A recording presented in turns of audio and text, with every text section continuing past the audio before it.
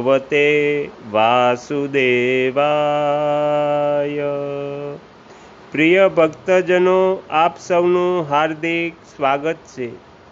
આ પવિત્ર એકાદશીના શુભ અવસરે આજે આપણે સાંભળવા જઈ રહ્યા છીએ શ્રીમદ્ ભગવદ્ ગીતાનો 12મો અધ્યાય ભક્તિ યોગ। અર્જુન કહે છે, તે અનન્ય પ્રેમી ભક્તો પૂર્વોક્ત પ્રકારે જે નિરંતર આપનું ભજન ધ્યાન કરીને સગુણ સ્વરૂપ આપ પરમેશ્વરને સર્વ ભાવે ઉપાસે છે અને બીજા જે ભક્ત અવિનાશી સચ્ચિદાનંદ ઘન નિરાકાર બ્રહ્મને ઉપાસે છે, એ બંને પ્રકારના ઉપાસકોમાં અતિ ઉત્તમ યોગવેતા કોણ છે?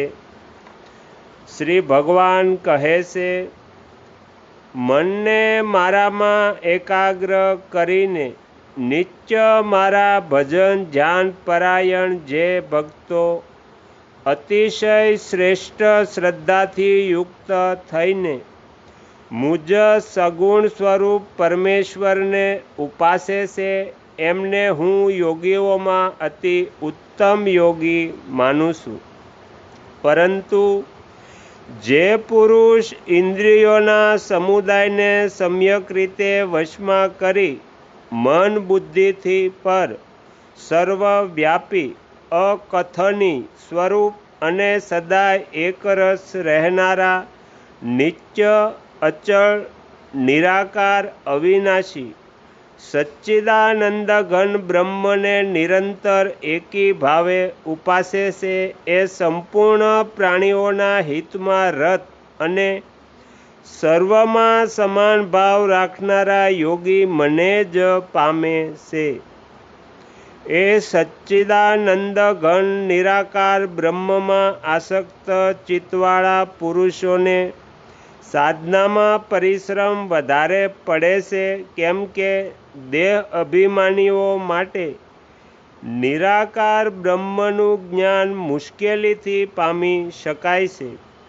પરંતુ જે ભક્તો મારા પરાયણ થઈને સંપૂર્ણ કર્મો મને અર્પણ કરીને મુજ સગુણ સ્વરૂપ પરમેશ્વરને જ અનન્ય ભક્તિ યોગથી નિરંતર ચિંતન કરીને ઉપાસે છે, હે પાર્થ, મારામાં એકાગ્ર ચિત્તવાળા પ્રેમી ભક્તોને હું મૃત્યુરૂપી સંસાર સમુદ્રથી શીઘ્ર ઉદ્ધાર કરું છું। આથી મારામાં સગુણ સ્વરૂપમાં જ મનને પરો અને મારામાં જ બુદ્ધિને સ્થિર કર। ત્યારબાદ તું મારામાં જ નિવાસ કરીશ, એમાં કોઈ સંશય નથી। જો તું ચિત્તને મારામાં સ્થિર એટલે સ્થાપિત કરવામાં સમર્થ ન હોય તો હે ધનંજય, અભ્યાસરૂપી યોગથી મને પામવાની ઈચ્છા કર। જો તું ઉપરોક્ત અભ્યાસમાં પણ અસમર્થ હોય તો ફક્ત મારા નિમિત્તે જ કર્મ કર। આમ મારા નિમિત્તે કર્મો કરીને પણ તું મારી પ્રાપ્તિરૂપી સિદ્ધિને જ પામીશ। જો તું ઉપરોક્ત સાધન ભગવત સંબંધી કર્મો કરવામાં પણ અસમર્થ હોય તો મારા યોગનો આશ્રય કરીને મન ઇન્દ્રિયોને જીતીને સર્વ કર્મના ફળનો ત્યાગ કર। કેમ કે મર્મ જાણ્યા વિના કરેલા અભ્યાસ કરતાં જ્ઞાન શ્રેષ્ઠ છે।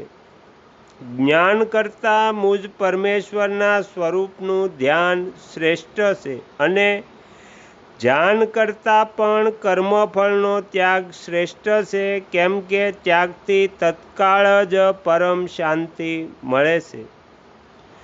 જે પુરુષ સર્વ પ્રાણીઓમાં દ્વેષભાવ રહિત, સ્વાર્થ રહિત, સૌનો પ્રેમી અને હેતુ રહિત, દયાળુ, મમતા રહિત, અહંકાર રહિત, સુખ દુઃખમાં સમ અને ક્ષમાવાન છે, અર્થાત અપરાધ કરનારને પણ અભય આપનાર છે તથા જે યોગી સદાય સંતોષી મન ઇન્દ્રિયો સહિત શરીરને સંયત રાખનાર અને મારામાં દૃઢ નિશ્ચયવાન છે, એ મારામાં અર્પણ કરેલા મન બુદ્ધિવાળો મારો ભક્ત મને પ્રિય છે.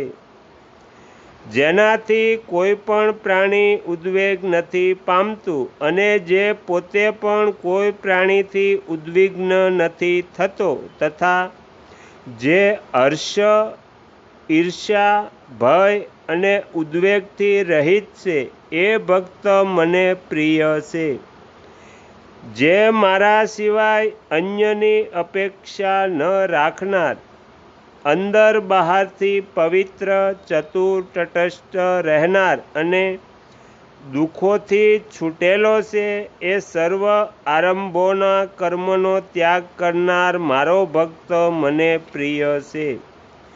જે અનુકૂળતામાં ક્યારેય હર્ષિત નથી થતો, પ્રતિકૂળતામાં દ્વેષ નથી કરતો, દુઃખમાં શોક નથી કરતો, સુખની ઈચ્છા નથી કરતો તથા જે શુભ અશુભ સંપૂર્ણ કર્મનો ત્યાગી છે, એ ભક્તિયુક્ત પુરુષ મને પ્રિય છે.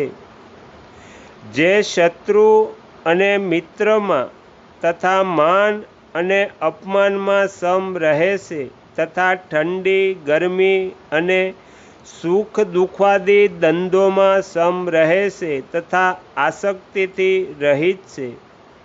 જે નિંદા સ્તુતિને સમાન સમજનાર, મનનશીલ અને યનાયાસે જે મળે એનાથી શરીર નિર્વાહ કરવામાં સદાય સંતોષી છે તથા જે નિવાસ સ્થાનમાં મમતા અને આસક્તિથી રહિત છે, એ સ્થિર બુદ્ધિ ભક્તિમાન પુરુષ મને પ્રિય છે. પરંતુ જે શ્રદ્ધાવાન પુરુષો મારા પરાયણ થઈને આ ઉપર કહેલા ધર્મમય ઉપદેશામૃતનું નિષ્કામ પ્રેમભાવથી સેવન કરે છે, એ ભક્તો મને અતિશય પ્રિય છે. આ પ્રમાણે ઉપનિષદો, બ્રહ્મવિદ્યા તથા યોગશાસ્ત્ર રૂપ શ્રીમદ્ ભગવદ્ ગીતામાં શ્રી કૃષ્ણ તથા અર્જુનના સંવાદ વિશે ભક્તિયોગ નામનો 12મો અધ્યાય સંપૂર્ણ. તમે તમારો કિંમતી સમય આપી એકાગ્રચિત્તે પ્રસન્નતાપૂર્વક શ્રીમદ્ ભગવદ્ ગીતાનો પાઠ સાંભળ્યો એ બદલ હું આપ સૌનો ખૂબ ખૂબ આભાર વ્યક્ત કરું છું અને આશા પણ રાખું છું કે તમને સાંભળવો ગમ્યો હશે. જો ગમ્યો હોય તો અન્ય ભક્તજનો સુધી પણ પહોંચાડજો. શ્રી સદગુરુદેવની